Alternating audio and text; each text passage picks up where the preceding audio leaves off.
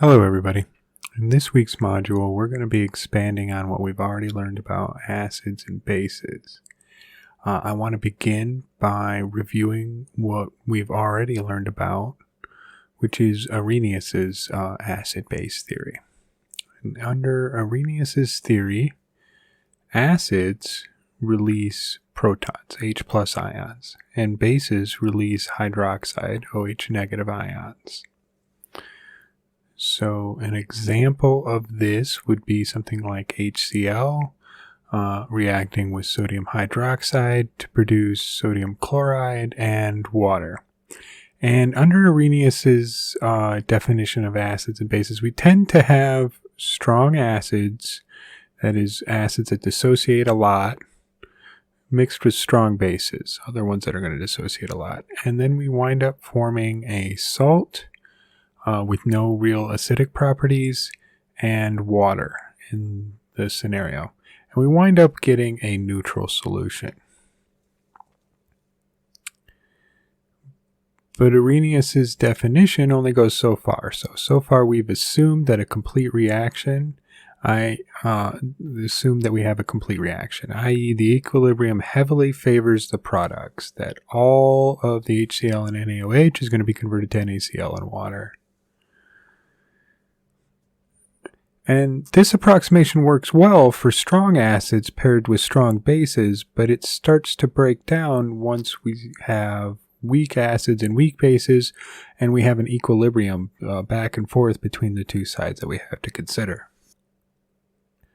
In order to be able to handle that, we introduce the Bronsted-Lowry theory of acids and bases, and this expands the definition of what is an acid and a base. Acids are still those that release proton ions, but bases are now expanded to include anything that's able to accept a proton. So it doesn't have to just be one of those hydroxide ions anymore. It's anything that's able to accept one of these free protons, which pretty much expands it to anything that is going to have a lone pair or a negative charge. And now we can kind of consider different combinations here. So for instance, we could have the case where we have a strong acid like nitric acid mixing with a weak base like this ammonia here. A proton is going to be transferred. So this lone pair here is going to come over and it's going to grab that proton there. And we're going to wind up with this ammonium ion and a free nitrate. Now, instead of just referring to a salt and stuff, we now introduce this new idea of the conjugate acid and the conjugate base. And so basically what that's saying is that we have a weak base here, and once it accepts that proton, it is now the conjugate acid, the corresponding acid to that, because this guy can now give a proton back up. Over here, we have the conjugate base, because that guy can now accept a proton, and the equilibrium is and they're gonna do just that and go back and forth until they reach a equilibrium.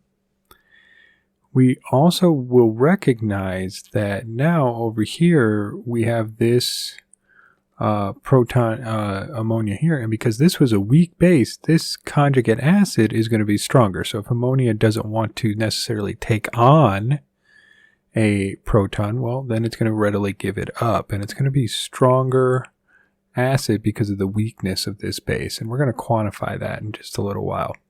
But what that winds up giving us is a overall slightly acidic solution over here.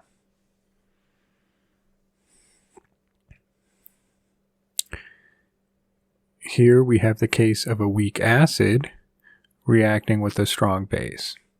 And we see that these are actually Arrhenius acids and base pairs.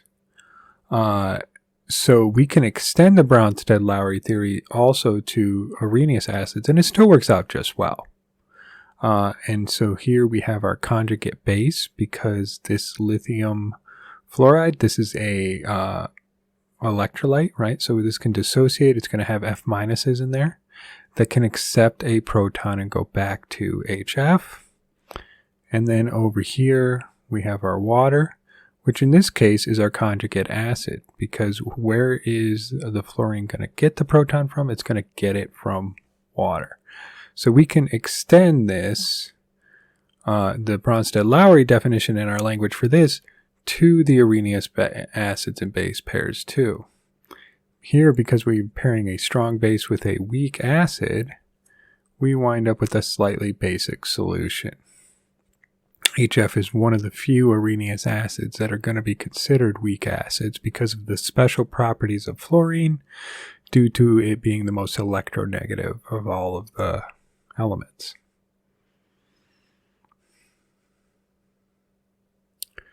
And then finally, we have the pairing of a weak acid with a weak base. This is our classic science fair volcano experiment. We have acetic acid, main component in vinegar, mixed with sodium carbonate, which would be like baking soda, sodium bicarbonate, which is a weak base.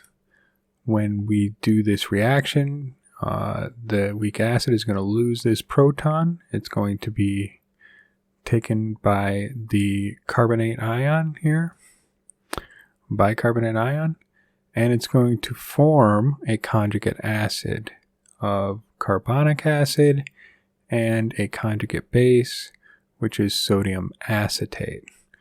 When we have the pairing of a weak acid and a weak base, we generally are going to get a neutral overall solution. So I'd like to touch on a couple of bullet points for conjugate acid-base pairs. The strength of a conjugate acid or base is inversely proportional to the strength of the parent acid or base. So that's what I was talking about before. That the weaker our acid, the stronger its conjugate base is going to be, and vice versa. So, as I said before, a strong acid will have a weak conjugate base, and vice versa. A strong base is going to have a weak conjugate acid.